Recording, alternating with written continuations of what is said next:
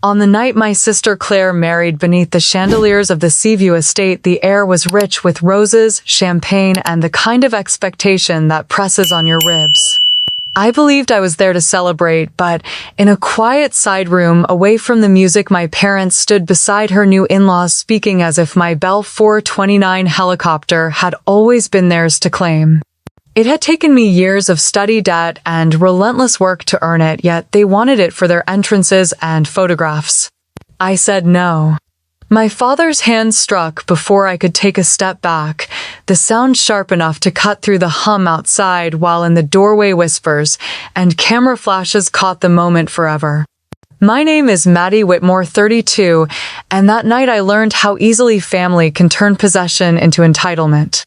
The string of pearls around my neck felt heavier than it should have as I moved between tables, each step measured, each smile fixed in place. Glass clinked somewhere beyond the crowd, laughter swelled and broke like waves, and the scent of peonies and champagne wrapped around me in a way that felt more suffocating than sweet. My sister Claire was the bride, radiant in lace and diamonds, and I was the one they'd nearly forgotten to invite. I had just accepted a flute of champagne from a passing waiter when I caught my father's eyes across the room. Richard Whitmore didn't usually summon me with a look, but tonight he did. His chin tilted toward the side hall that led to the smaller reception room. I excused myself from a couple discussing sailboats and followed him. Inside, the air was cooler, quieter. My mother Margaret stood near the marble fireplace, arms folded tightly. Claire was there in her gown, Ethan beside her with his hand resting on her back. Next to them, Patricia and Gerald Wallace, Ethan's parents, wore matching expectant smiles.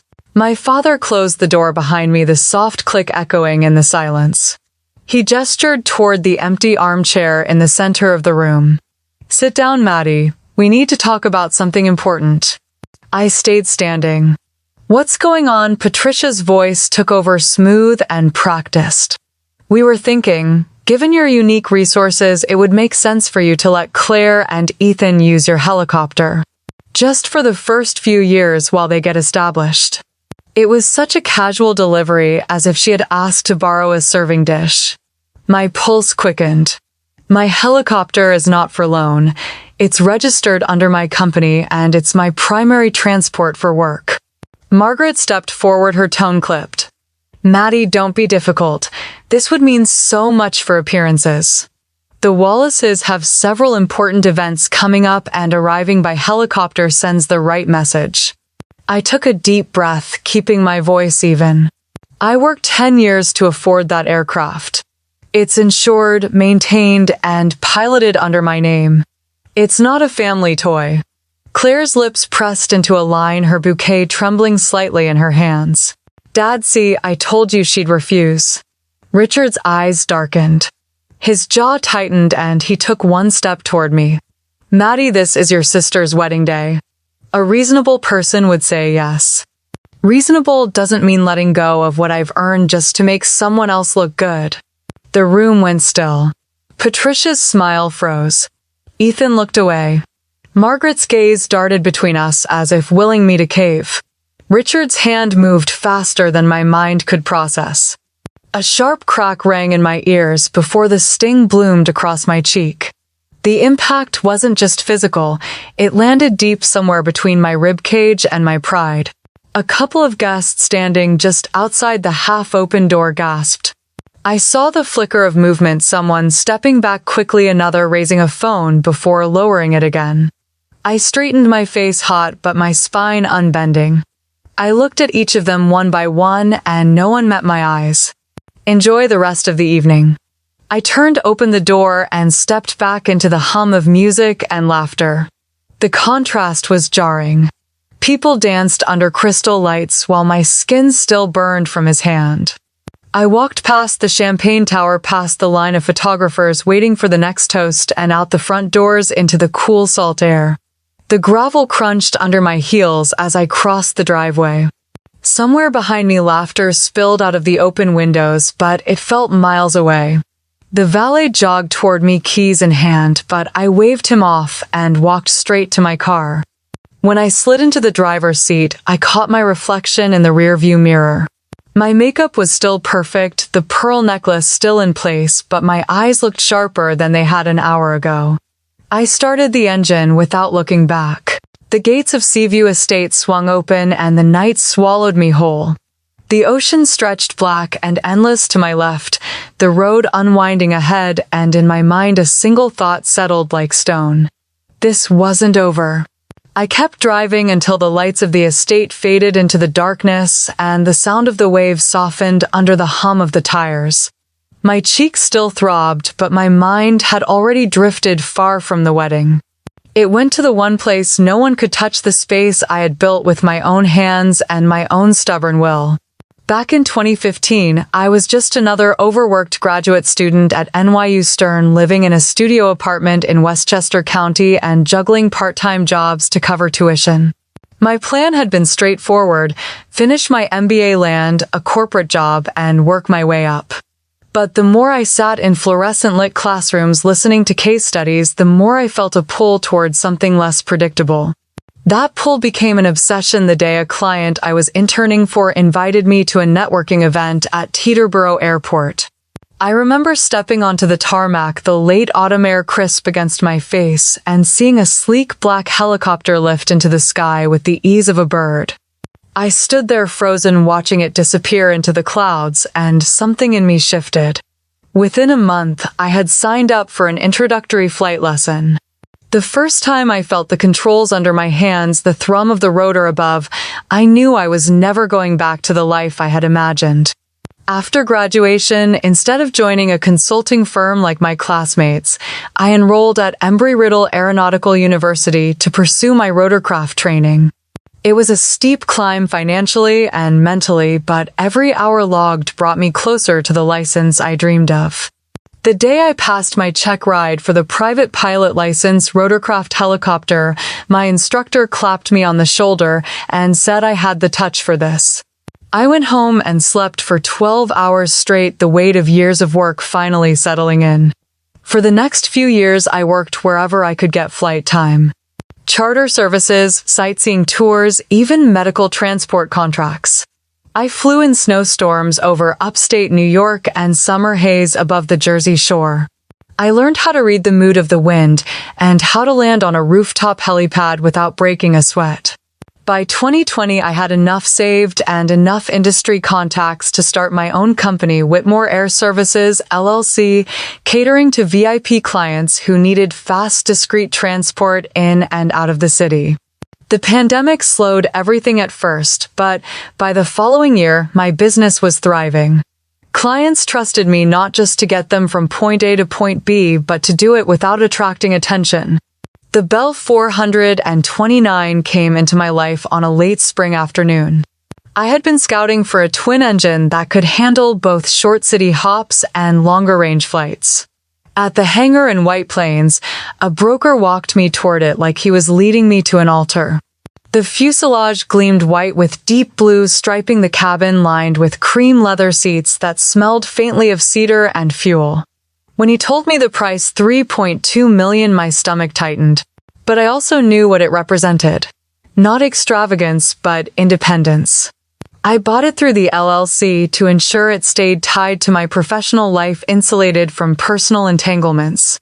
Signing that paperwork felt like signing a pact with my younger self, the one who had stood on the tarmac years ago watching someone else fly away.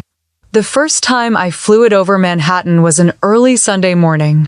The sun was low enough to cast long golden shadows over the skyline, and the rivers glittered like molten glass. I took off from Teterboro, the city opening up beneath me, the Hudson to my right and the grid of streets stretching toward the horizon. From up there, the chaos of New York looked orderly, almost serene.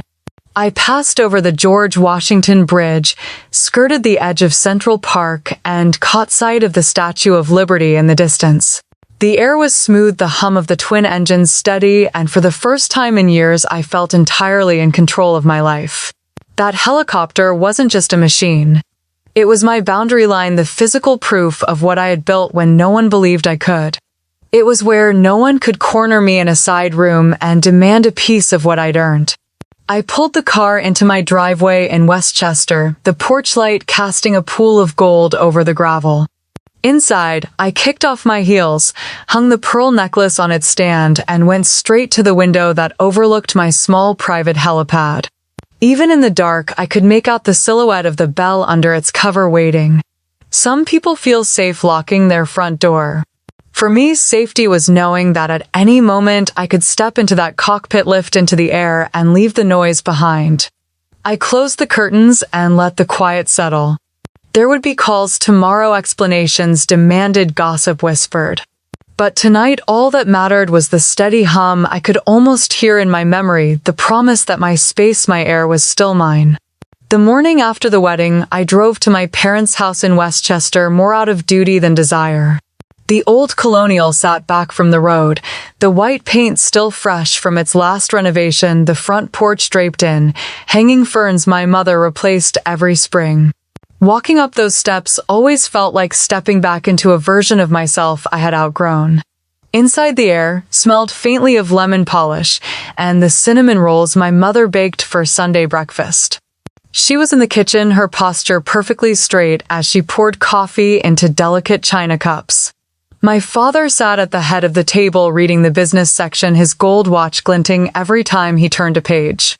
Claire breezed in a few minutes later, wearing a silk blouse, the color of champagne, her hair pulled into an effortless knot that probably took half an hour to perfect. She kissed our mother's cheek, then leaned over to show her something on her hand. A flash of light caught my eye. I didn't need to be told what it was. The diamond was enormous, the kind of stone you saw in glossy magazine spreads, and it sparkled under the kitchen lights like it knew it was the center of attention. Mother let out a delighted gasp, covering her mouth as if she hadn't already known about the proposal. Father set down his paper, his face breaking into a rare smile. Claire tilted her hand toward me, her eyes locking with mine. Her smile was sweet, but there was a sharpness in it, like she was offering me a choice between admiration and resentment. Ethan proposed last night, she said, her tone casual but carrying just enough weight to make the room feel smaller. I congratulated her, my voice even. She didn't miss the slight pause before I spoke. I knew because Claire had always been the type to read hesitation as clearly as words. Growing up, the pattern had been impossible to ignore. Claire was the one who got the new car at 16, a navy blue convertible she drove to high school while I took the bus. When she wanted to spend a semester abroad in Florence, my parents wired the tuition and living expenses without blinking. When I applied for an MBA loan, my father told me it would be good for me to take on the debt myself so I'd appreciate it more. It was never said outright, but the rules were clear. For Claire, the answer was yes. For me, the answer was you'll figure it out. Even as adults, the current never changed. My parents saw her as someone to invest in, someone whose success was tied to the family's image. I was the one they expected to manage on my own, the one who didn't need help because I'd proven I could do without it. As the coffee was poured and the conversation shifted to wedding plans, I noticed how naturally my mother referred to Ethan's family as if they were already an extension of ours. The Wallaces, with their old money and sprawling properties, represented something she had always quietly wanted. In her mind, Claire's marriage was more than love. It was a step up. We'll need to make sure everything about the ceremony reflects the importance of this union, my mother said, her eyes bright. She spoke as if she were planning a diplomatic event rather than her younger daughter's wedding. Claire leaned back, swirling the coffee in her cup. Ethan's parents have already offered to host part of the celebration at their estate in Newport, and they have some ideas for the arrivals. I could feel her gaze flicker toward me again, a quick glance that made me wonder if she already had something specific in mind. The air between us was polite but brittle. I thought back to the years I had spent building my business while she moved through a world where doors seemed to open before she even knocked. There had always been an unspoken understanding that her wins were family wins while mine were simply mine. As breakfast wound down, Claire stood and walked over to where I sat, placing her manicured hand on my shoulder. "I'm glad you could make it today, Maddie. I know you're busy." The words were warm on the surface, but there was a current underneath, a reminder that in this house she was the one who drew the lines. I looked at her hand at the diamond catching the light again and gave a small nod. The kitchen felt warmer than it should have, the smell of cinnamon suddenly too sweet. The conversation shifted to florists and catering, my mother making notes in her planner as if every detail had already been decided. I excused myself, stepping out onto the porch. The air outside was cooler, the trees whispering in the breeze, and for a moment I just stood there letting the quiet sink in. Behind me through the window, I could see Claire laughing with our mother, the ring flashing again as she gestured. The sight tightened something in my chest, not because I envied her, but because I understood exactly where this was headed. I walked down the steps slowly, my heels clicking against the wood, and made my way toward the driveway. Some stories in families never changed. They just found new ways to repeat themselves. By Monday morning, I was back at Teterboro, the hum of jet engines in the distance mixing with the low chatter from the hangar floor. The air smelled faintly of jet fuel and coffee, a scent that had become part of my life since the day I opened Grant Aviation's office here. Allison Brooks was already leaning against my desk when I walked in, arms crossed, her dark hair pulled back into a neat ponytail. She didn't waste time. "You're not going to like this," she said, sliding her phone across the desk. On the screen was a text thread from one of her contacts in Manhattan's finance circle. The message was brief but loaded. Word is the Wallaces are tightening things up. Liquidity issues, need to maintain their profile. I read it twice, my brow tightening. "That's gossip," I said, handing the phone back. "They've got more real estate than they know what to do with." Allison's expression stayed flat. "You know I don't bring you tabloid talk. If they're under pressure to look steady, they'll use whatever assets they can leverage. And you, my friend, have a very photogenic asset." I gave a small dismissive shake of my head. "You think they're going to come after my helicopter? I think if they can make it look like a family loan, they might not even see it as coming after you," she said. "In their world, everything's optics. If they need to arrive somewhere in style, they won't charter. They'll try to borrow from inside the circle." I leaned back in my chair, the leather creaking softly. I had heard rumors before about the Wallaces overextending themselves, but they were the kind of people who could host a gala for 500 guests while insisting they were cutting back. Allison was good at spotting trouble early, but even she could be wrong. Still, her words clung to me through the day, following me into meetings and phone calls. By the time the sun dipped behind the hangar roofs, I had almost convinced myself she was reading too much into it. A week later, I was in the operations office reviewing maintenance schedules when my phone buzzed.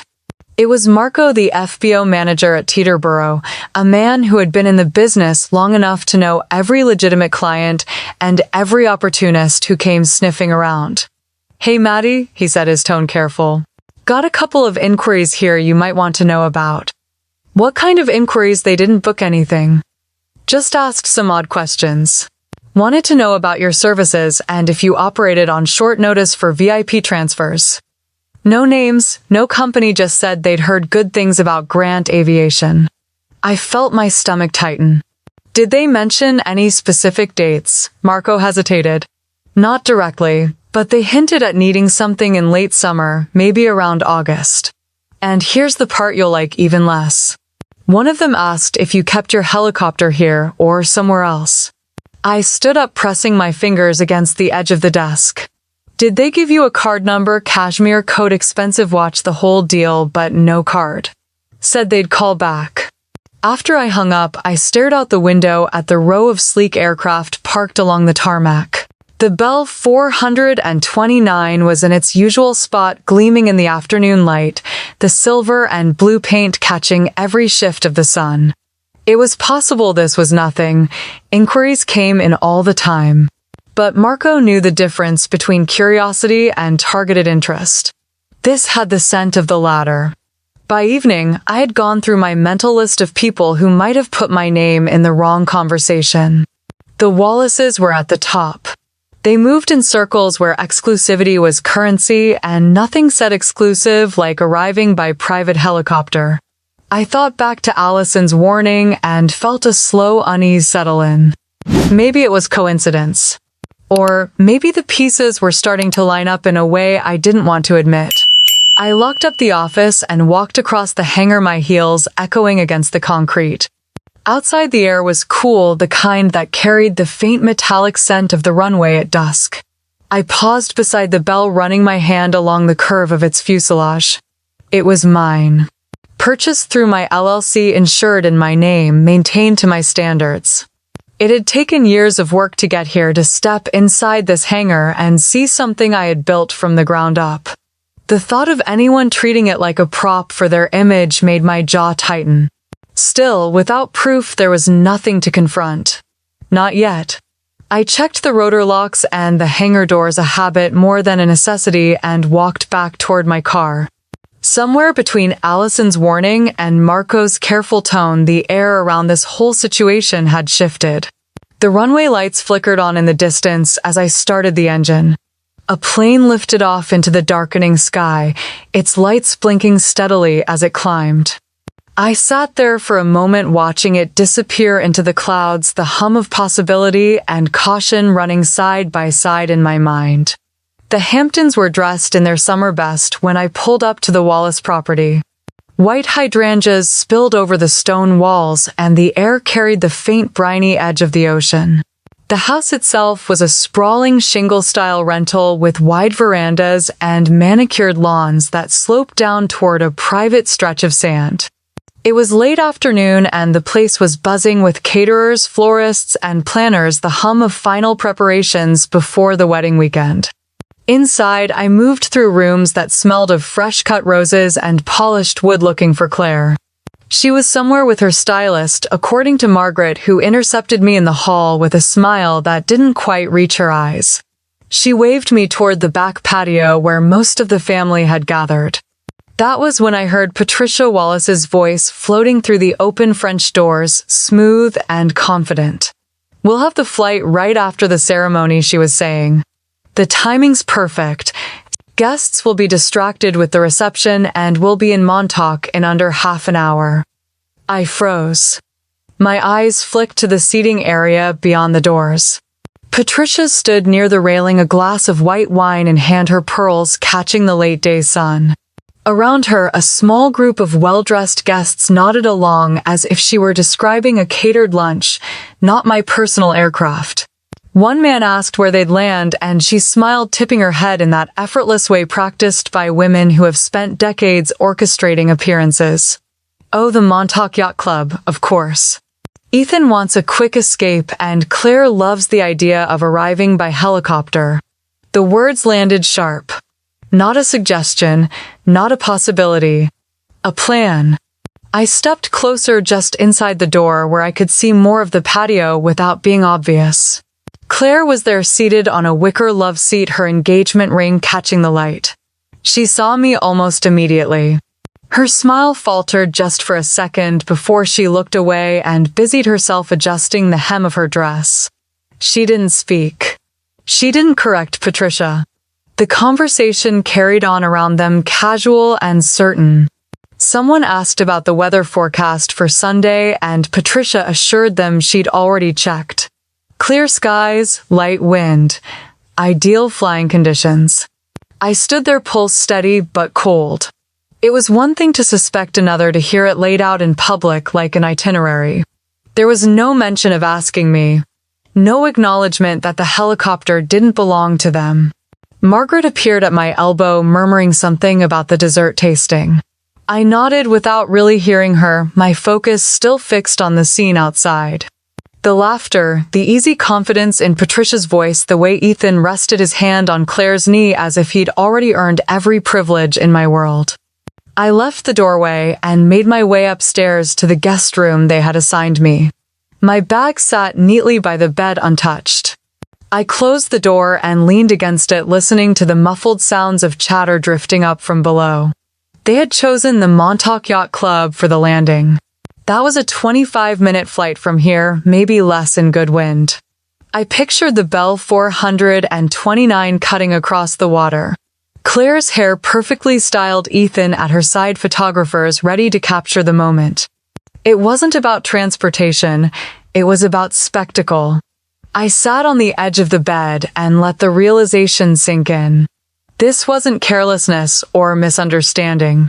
They had scheduled my aircraft without so much as a phone call. Patricia was speaking in the past tense as though arrangements had already been confirmed. Claire's silence was its own form of consent. The faint hum of a generator outside filled the quiet in the room. I reached for my phone and opened my calendar, scrolling through the coming week. My helicopter's schedule was clear for Sunday. I had left it open intentionally, thinking I might take an evening flight myself. Now I understood why no one had bothered to check availability. They had assumed. I tried to imagine the conversation in which they decided this. Maybe over dinner, glasses of wine in hand, someone floated the idea. Patricia, always quick to turn suggestion into certainty, probably had it slotted into the day's timeline before dessert. Claire, flattered and eager to please, didn't challenge it. Ethan, who had known me less than a year, likely saw it as a harmless family favor. The truth was, they didn't see the helicopter as mine. They saw it as an accessory in the Grant family's shared image, something to be deployed when it suited them. And I, the one who had built the business and signed the purchase papers, was apparently the last to be informed. A burst of laughter rose from the patio, pulling me to the window. From here I could see them, small against the sweep of the lawn. Patricia gestured toward the horizon as if plotting their airborne path. Claire glanced up at the house, her gaze flicking over the windows until it landed briefly on mine. Her expression was unreadable, but she didn't look away right away. I closed the curtains and stepped back into the stillness of the room. There was nothing to say tonight, not here, not with the house full of people and the air thick with rehearsed charm. But the line between suspicion and certainty had been crossed. Now I knew exactly what I was dealing with. The hallway felt smaller on the way out, the air thicker, every step measured. I could still feel the heat on my cheek, sharp and stubborn, but my mind was clearer than it had been all evening. The room I had just left was heavy with the memory of Patricia's voice describing my helicopter as if it were hers to give away, and the quick flick of Claire's eyes avoiding mine. The double doors at the end of the corridor opened to a rush of night air and the muffled thump of music from the reception. My heels hit the stone steps, the distant chatter of guests blending with the hiss of the ocean beyond the dunes. The cool air should have soothed the sting on my face, but it only made it more vivid. Two couples stood near the veranda rail, their conversation lowering as I passed. One woman leaned toward the other, eyes darting between my face and the path ahead. In the corner of my vision, I caught the slow lift of a phone, the glint of a camera lens catching the light. A small flash, quick and almost polite, followed by the faint click of a shutter. They didn't even pretend to hide it. I kept walking down the gravel path toward the valet stand. A white Range Rover idled nearby, the driver glancing at me in the rearview mirror before pretending to adjust the air vents. The sound of my own breathing filled the space between footsteps. At the edge of the driveway, the valet spotted me and jogged toward my car. Behind him, more guests lingered near the entrance, their voices like the rustle of leaves. I didn't need to hear the words to know the shape of them. Questions, speculation. The slop was already leaving the room in whispers. The car door closed with a solid thunk, sealing me inside. I gripped the wheel for a moment, not starting the engine, letting my eyes adjust to the quiet dark. The leather smelled faintly of salt from my last trip to Montauk. I could still hear my father's voice, low and sharp, telling me I was selfish. The image of Patricia's hand sweeping through the air as she mapped out the flight was right there with it. Headlights swept across the lot as another car pulled in. In the beam, I caught the movement of the same guest with the phone now speaking to someone else, both glancing my way. I imagined the photo already traveling through group chats, each recipient adding their own version of what had happened. The valet's flashlight waved once in my mirror, a silent question. I started the engine and eased the car forward, the tires crunching over gravel. The music from the tent faded, replaced by the low hum of the engine and the distant call of the ocean. Halfway down the long drive, I passed a small knot of guests walking toward the road, their laughter falling away as they recognized me. One man turned his head to follow my car, his expression unreadable in the shadows. I kept my gaze ahead, the tree-lined road narrowing into darkness. At the gate, the security guard gave a short nod, pressing the button that swung the wrought iron open. The sound of the hinges was slow and deliberate, like a clock counting down. Beyond the gates, the world was still and empty, the black ribbon of road stretching ahead. I didn't look back. Whatever had just happened would be picked apart for days, maybe weeks, but I wouldn't give them the satisfaction of seeing hesitation. My cheek throbbed with each heartbeat, a steady reminder that this wasn't just about a helicopter. It was about the line they had crossed and how casually they'd done it. The taillights painted the trees red as I turned onto the coastal road. Somewhere behind me, in a tent filled with music and champagne, they would be crafting their own version of the night. Somewhere on a phone, the flash I'd seen would be frozen, ready to be shown and re-shown until it became something else entirely. For now, I just drove the ocean to my left, the dark pressing, close, the only sound the rhythm of the tires on the asphalt. There would be time to figure out exactly how much they had taken for granted. Tonight, all I needed was distance. The next morning, the sunlight cut across my desk in long, sharp lines, catching the edges of a stack of unopened mail. I had barely touched my coffee when Allison's name lit up my phone. Her voice was tight, the kind of tone she only used when something was bad enough to skip small talk. She told me to come by her place in Midtown. When I got there, she was already pacing in front of her kitchen island, laptop open. She didn't bother with hello, just spun the screen toward me. An email chain glowed against the white light of her inbox. At the top was a message from Ethan, my sister's brand new husband, sent to someone at a luxury travel agency. Attached were 3 high-resolution shots of my Bell 429-1 taken mid-flight over the Hudson, another on the pad at Teterboro, the third framed perfectly in front of the hangar with my company logo crisp and visible. Beneath the images, his words were casual but calculated. He called it a unique opportunity for premium wedding guests to travel in style, complete with champagne service and aerial photography. It was dressed up like a business pitch, but every detail reeked of assumption. Allison clicked another tab and pulled up a second message forwarded from someone in her finance network. This one was from Patricia, sent to a private event planner. She was confirming a request to reserve a hangar space at Teterboro on a specific Saturday, the same day as their Montauk reception, so they could stage a celebratory send-off with a wedding banner strung across the entrance. My stomach tightened. It wasn't just that they had planned to use my aircraft. They had folded it into their image, made it part of their sales pitch to the world without asking if I would even allow it. I drove straight to Teterboro after leaving Allison's. The sky was bright and sharp, the kind of winter air that felt like it could cut glass. Inside the FBO lounge, the manager Tom looked up from his desk. His expression shifted when he saw me, a flicker of recognition followed by something more cautious. He hesitated before answering my questions. Yes, Patricia had been there twice in the past month. She had asked general questions about scheduling and hangar access, even inquired whether it was possible to arrange a decorative setup for a helicopter departure. She hadn't booked anything under my name, but the intent was obvious. By the time I left the lounge, the pieces were lining up too neatly to ignore. This wasn't a spur-of-the-moment fantasy cooked up after a glass of champagne. It was a strategy built over weeks, assuming my compliance. Back in my office, I called Jessica Carter.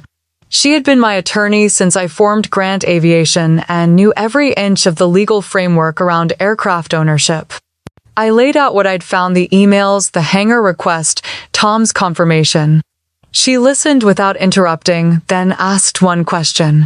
Were Ethan or Patricia listed as named pilots on my insurance? No, I told her. Only me and 2 contracted pilots I personally vetted. She let out a short laugh that held no humor. That meant they could not fly it, operate it, or even authorize its movement without my explicit consent. The law and my insurance were entirely on my side. I leaned back in my chair, letting her words settle. It was the first moment since the wedding that I felt something close to control. Jessica reminded me to document everything to make sure the FBO had a standing note that no third party had clearance and to lock all flight schedules. The afternoon sun dipped low as I printed the email chains and slid them into a folder. The office was quiet except for the faint ticking of the wall clock. Every sound felt amplified, the weight of the situation pressing in on all sides. They had planned to turn my hard-earned asset into their stage prop. They had traded on my name and my company without the courtesy of asking. And now, with the proof in my hands, I could see their plan for what it was. Deliberate, entitled, and completely blind to the idea that I might say no. I closed the folder and set it on the corner of my desk. The hum of the building's heating system filled the silence. Outside, the runway lights were just beginning to glow, a reminder that every departure here started with permission. And mine was the only one that mattered. The winter air felt sharper than usual when I stepped out of the building and crossed the parking lot toward my SUV. The runway lights shimmered in the distance, tiny beacons in the darkening sky, and the low rumble of a jet taking off rolled across the tarmac. I unlocked the car, slid behind the wheel, and just sat there for a moment with my hands resting on the steering wheel. My mind was already arranging the steps I needed to take. If they wanted to make my helicopter part of their wedding spectacle, they would find the doors locked long before they could reach the hangar. By the time I drove to Teterboro the next morning, the frost was still clinging to the chain-link fence around the property.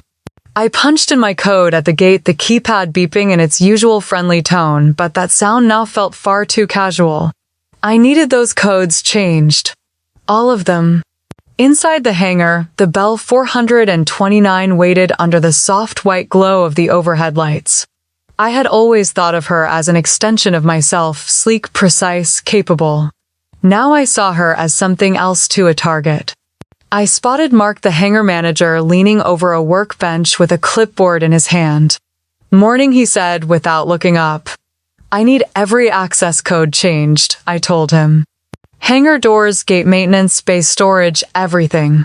By noon if possible." He straightened, eyebrows lifting. "That's a lot of locks at once. Should I know why?" "It's a security upgrade," I said, keeping my voice even. "No exceptions, no delays." He studied me for a moment, then nodded. "I'll start with the main doors. You'll have new cards and codes by midday." From there, I went into my small office at the far end of the hangar and picked up the phone to call my insurance agent, Stephanie. She answered on the second ring, her voice as brisk as always. "I need to update the policy," I said. "Immediately. Remove every pilot except me and my 2 contracted crew. No alternates, no temporary authorizations." Stephanie tapped away on her keyboard, reading the changes back to me. She promised updated policy documents within the hour and confirmed that any attempt to file a claim from an unauthorized pilot would be flagged. After hanging up, I opened my laptop and drafted an email to the FBO that handled most of my flights. The subject line was simple: operational restriction, effective immediately. I spelled it out plainly: no dispatch, no fueling, no movement without written approval from my personal email account. I CC'd my attorney, Jessica Carter, knowing she'd follow up with legal language. Jessica didn't waste time. She called me 10 minutes later. "I'm preparing a formal trespass warning," she said. "It'll be addressed to Ethan Wallace, Patricia Wallace, and any representative attempting to access your aircraft. Under New Jersey law, unauthorized entry into the hangar or operation of your helicopter constitutes criminal trespass." I told her to draft it and have it ready for me to sign in person. I wanted my signature on paper before the day was over. Driving into Manhattan to her office, I felt the shift inside me. Just a week ago, I would have convinced myself that this was all paranoia, that no one would really cross such a blatant line. But now I knew better. Jessica's office was warm and smelled faintly of coffee and polished wood. She spread the letter across the conference table, her pen poised for me. The language was unambiguous. I signed and she slid copies into a heavy envelope. From there, I went straight to my bank. My LLC's accounts had always been secure, but I wasn't taking chances. The branch manager greeted me by name, and I requested an immediate revision to the authorized contacts list. As of now, only I and my CPA had access. No one else could request wire transfers, see balances, or change account details. The manager printed the updated forms and I slipped them into my bag. By the time I returned to Teterboro, Mark had a laminated card ready with the new codes. He also handed me a small plastic bag containing my old keycard, its access now void. All set, he said. No one gets in without your say-so. I thanked him and walked across the echoing hangar floor toward the bell. The polished white and silver of her body gleamed under the lights, her rotor blades catching faint reflections. I climbed into the cockpit, running my hands over the controls. I didn't start the engine. I just sat there listening to the faint hum of the building, imagining the sound of the rotors spinning overhead. This was my space. My air. Climbing down, I walked to the massive steel doors at the far end of the hangar. My fingers found the control panel and I pressed the button. The motors engaged with a deep hum, the doors sliding shut inch by inch. The echo filled the empty space until the last sliver of daylight was cut off and the heavy panels met with a solid metallic thud. Then came the new lock's electronic click, a crisp, definitive sound that was more than mechanical. It was the sound of a line drawn in steel. I stood there for a long moment, breathing in the stillness. Outside, the wind whipped across the tarmac, but in here the air was calm, untouched. They could make their plans and their assumptions, but without my permission, not a single blade would turn. When I finally stepped outside, the sky had deepened to navy, the first stars appearing over the airport. I locked the smaller personnel door behind me and felt the weight of the key in my hand. It was a small thing, that key, but it held more power now than any approval they had expected from me. I walked back to my SUV, the frost already forming again along the roof. Somewhere my family was still celebrating, still convincing themselves that they could charm or pressure me into surrendering what I had built. Let them think it. The hangar was sealed, the accounts were secure, and my name was the only one that mattered. When I started the engine, the headlights swept across the closed hangar doors. They looked almost like the gates of a fortress. In a way, that's exactly what they were. 2 days later, I started hearing the first cracks in their perfect plans. It came in the form of a message from Allison, who sent me a blurry photo of Claire and Ethan leaving a hotel lobby in Midtown, surrounded by a few irritated-looking guests. Under the picture, she had typed only 3 words. No helicopter today. By noon, the story was making the rounds in our circles. The weekend charity gala in Greenwich, the one they had bragged about arriving at in style, had come and gone without their grand entrance. Instead, they had sat in traffic for almost 2 hours, missing the first course and sliding into their seats while the speeches had already started. The photo of Claire looking tense in the back of a black SUV was already on social media. That night, my phone lit up with her name. I let it ring once before answering. "You're making us look ridiculous," she said without preamble. "I'm protecting my property," I said. "That is my right. This is family, Maddie." "You're acting like someone who owns what she worked for," I interrupted. "You'll figure out a way to manage without it." The silence on the line was sharp, almost brittle. Then she hung up without another word. By the end of the week, Ethan's office had called Allison to cancel a small corporate event in Montauk. Apparently, the plan had been to impress a group of potential investors by flying them in, but with the aircraft unavailable, the logistics didn't work. They lost a sizable deposit on the venue. Allison told me this with a tone halfway between sympathy and satisfaction. "It's starting to get around," she said. "People are whispering about the Wallaces not being able to cover some of their commitments." I didn't respond right away. I knew how fast rumors could spiral, but I also knew I had done nothing to start them. I had simply removed access to something that was mine. What people did with the vacuum left behind was on them. A week later, there was another cancellation, this one more public. The Spring Art Benefit in Manhattan had been one of their most boasted about appearances. Claire had told half the family she would be arriving with Ethan landing at the heliport near East 34th Street, stepping right onto the carpet in her gown. Invitations had been sent with that detail whispered as if it were a special privilege. When the evening came, they never arrived. I was at a table near the stage, having been invited months earlier by one of the organizers. I saw the looks ripple through the crowd as it became clear the Wallaces weren't coming. People leaned toward each other, speaking in low voices, some smiling, in that way people do when they smell gossip. Later, I overheard one of Ethan's business acquaintances say that whatever deal he was chasing must not be as solid as he claimed. In New York, appearance was currency, and missing a public commitment was like dropping a handful of bills into the wind. The next morning, Claire tried again, this time with a different tactic. Do you have any idea how embarrassing it is to explain to people why we're not showing up the way we said we would, she demanded. I don't see how that's my problem, I said. I never promised anyone anything on your behalf. You're making it impossible for us to. I cut her off. Number. You made it impossible the moment you assumed my consent without asking. Her breath hitched in a way that told me the conversation was over, and sure enough, she hung up. The calls slowed after that. The silence from their side became almost as deliberate as my own. Every so often, Allison would forward me another whisper from someone in the city or a link to an article speculating on the Wallaces' finances.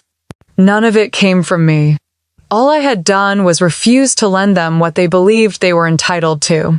One evening, I passed by the hangar after a meeting in the city. The sky was painted with the last streaks of pink and gold, and the bell sat gleaming under the soft lights.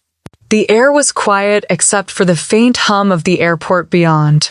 I walked up to the steel doors and rested my hand against the cold metal. Inside was every flight I had earned, every mile I had logged, every decision I had made without anyone's permission. Out here, their carefully planned image was starting to crumble without my help. I locked the door again and stood there for a moment, listening to the wind sweep across the tarmac. Somewhere in the city, Claire and Ethan were scrambling for alternatives, trying to hold together a picture that was already fraying at the edges. I didn't need to see it to know the damage was spreading. The first sign came in the form of a link from Allison sent just after sunrise. I tapped it without thinking, and there it was, shaky phone footage from the wedding, the grainy glow of chandeliers overhead, and in the center of the frame, my father's hand connecting sharply with my cheek. The sound was muffled by laughter and clinking glasses, but the movement spoke louder than any audio could. In the background, a few faces were caught mid-gasp, others frozen in that stunned, silent stare. I watched it twice, not for the impact itself, but for the details around it. The way Claire's expression didn't change. The way Ethan shifted slightly, as if deciding whether to step in or let it play out. The cluster of guests in the doorway, leaning just far enough forward to see. When I set the phone down, my inbox was already filling. Some messages were laced with faux concern. Are you all right? I heard there was a misunderstanding, while others were blunt in their curiosity.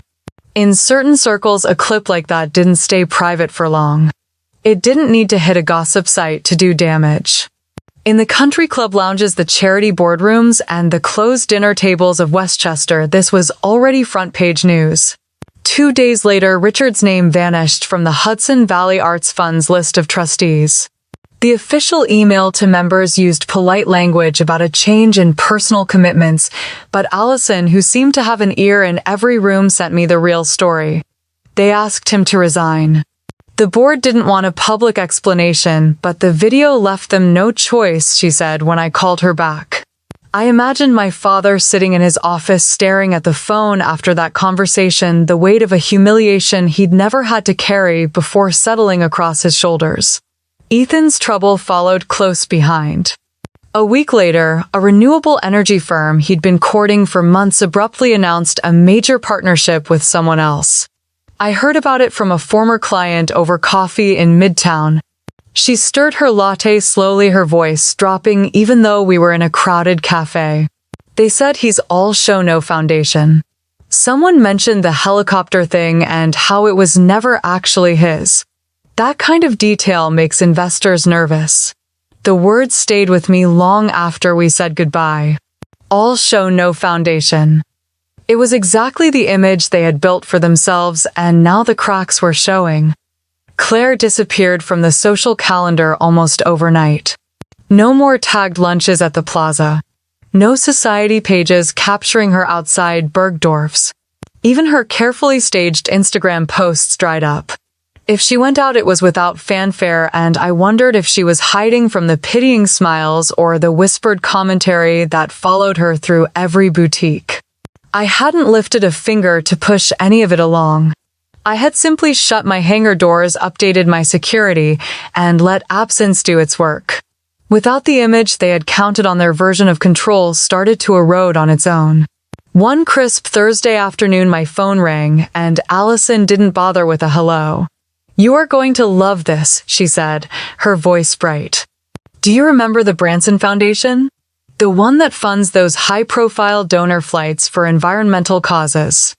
"Yes," I said, leaning back in my chair. "They've been vetting air service providers for their East Coast events, and your name came up in the meeting. Apparently one of their committee members saw how you handled your family situation and called it textbook discipline. They're impressed you stuck to your contracts and didn't cave to pressure." I could almost hear her smile through the phone. "They want to meet next week. This could be huge, Maddie."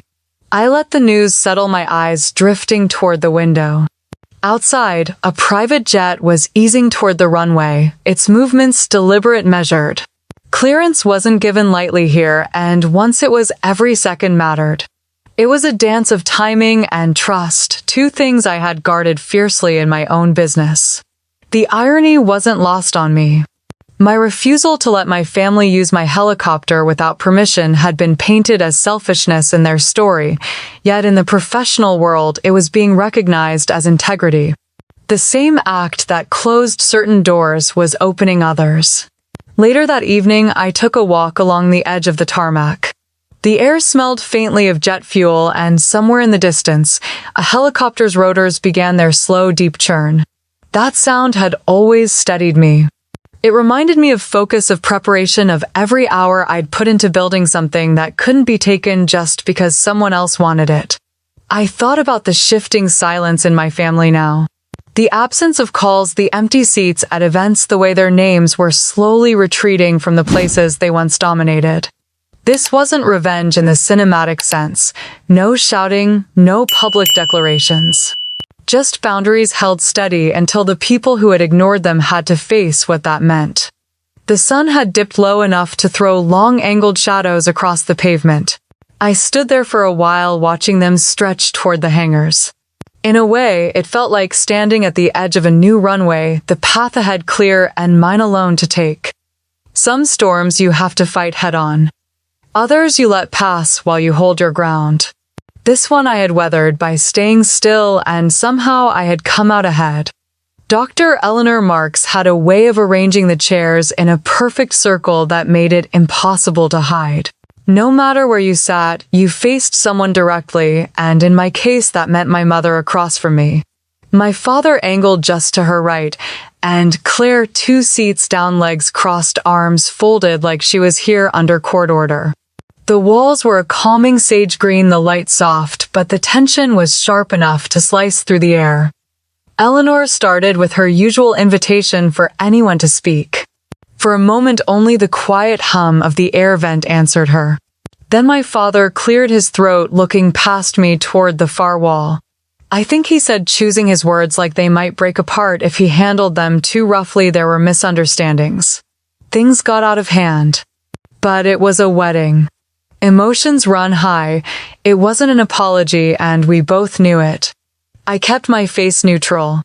My mother leaned forward slightly, palms pressed together in a gesture I recognized from years of her smoothing over my father's messes.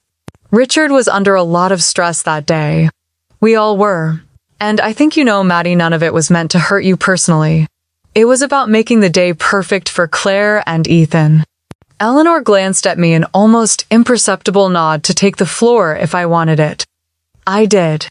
I hear what you're both saying, I said evenly, but this isn't about one day. It's about a pattern. I'm not here to debate what you meant or didn't mean. I'm here to make my boundaries clear. I will help when I choose to. Not when I'm pressured, guilted, or cornered in public. If that's too difficult to understand, then we don't need to pretend we have an agreement. My father's jaw tightened, but he didn't interrupt. My mother opened her mouth as if to respond, then shut it again.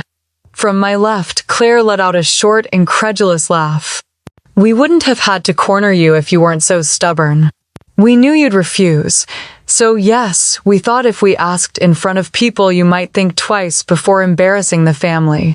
The words fell into the space between us, like a glass shattering. Even Claire seemed to realize what she had just admitted because she quickly looked down at her lap. Eleanor didn't move, didn't even blink. So, you're saying the confrontation at the wedding was intentional, she said calmly, and designed to pressure Maddie into agreeing to something she had already declined in private. Claire shifted uncomfortably. That's not exactly. It's exactly what you said, I cut in, my voice steady but firm. And that's the problem. You didn't respect my answer, so you engineered a scene to get what you wanted. You underestimated me. Silence filled the room. My father stared at the carpet, my mother's lips pressed into a thin line. Claire picked at the edge of her sleeve, suddenly fascinated by a loose thread. Eleanor let the quiet stretch until it became almost unbearable. This, she said, finally is a moment to recognize that Maddie's boundaries are not negotiable. They exist whether or not you approve of them. No one spoke after that. When the session ended, the shuffle of coats and handbags felt louder than normal. Claire avoided my eyes entirely. My mother murmured something to Eleanor about rescheduling. My father walked out first, as if getting to the parking lot faster would erase the last hour. I stayed behind to gather my bag, taking my time. Eleanor touched my arm lightly. You were clear and direct. That's often harder than people think. It's harder when it's your own family, I admitted. Outside, the sky was a pale winter blue, the kind that looked colder than it felt. I wasn't ready to go home yet, so I drove to a small cafe a few blocks away. The place smelled like fresh bread and coffee beans, and the only sound was the quiet hiss of milk steaming behind the counter. I ordered a cappuccino and found a corner table. The first sip was rich and warm, but it was the space that felt most comforting. No one demanding explanations, no one rearranging my boundaries to suit their needs. Through the window, I saw Claire walk past on the sidewalk. She didn't see me, and I didn't call out.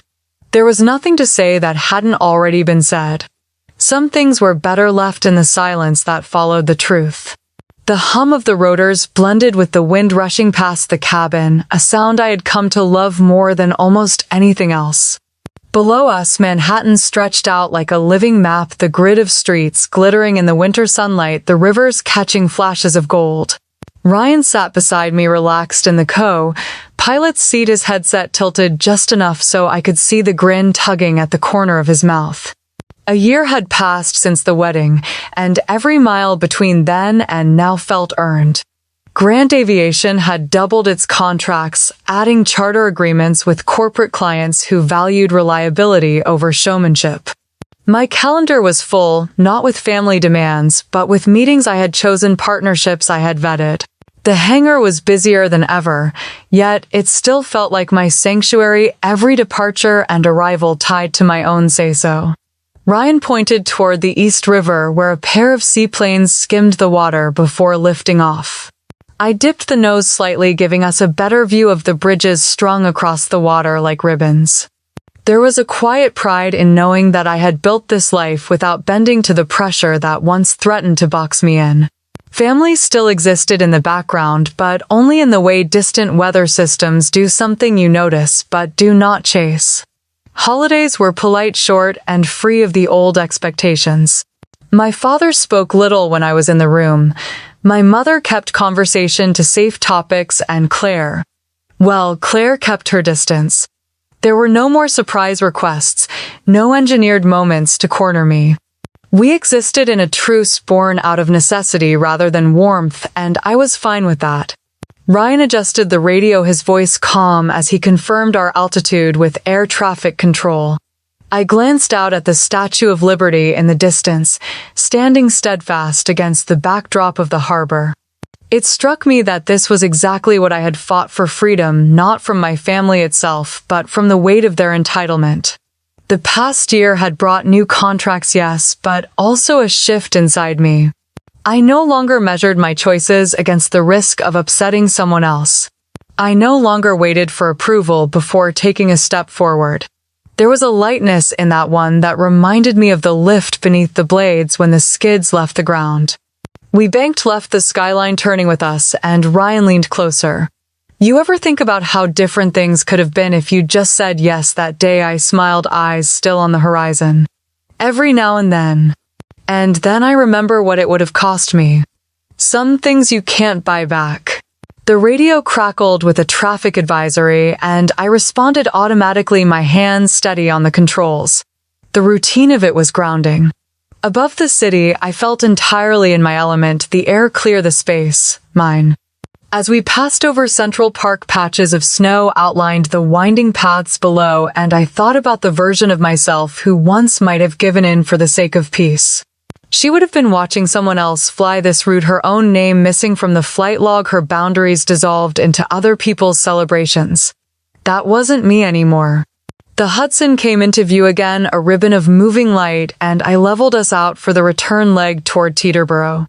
Ryan leaned back content, and I felt that same deep contentment settle in my chest. Protecting what I built had not been easy. It had meant confrontation, silence, and walking away more than once. But it also meant I could look at the life I had now and know that every piece of it was mine by choice, not by someone else's design.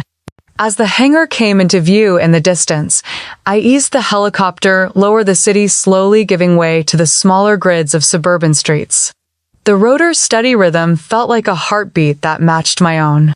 I had learned something in the past year that went beyond business or family politics. Control over your own life is not something you wait to be given. You claim it, protect it, and live it without apology. Approval fades.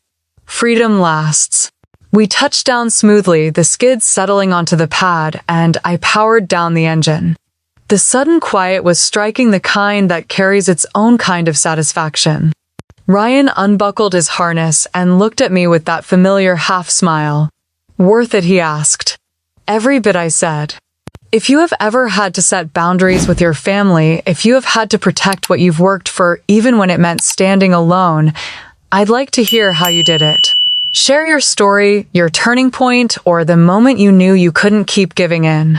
This is a place where we understand what it means to hold the line and to keep flying on your own terms.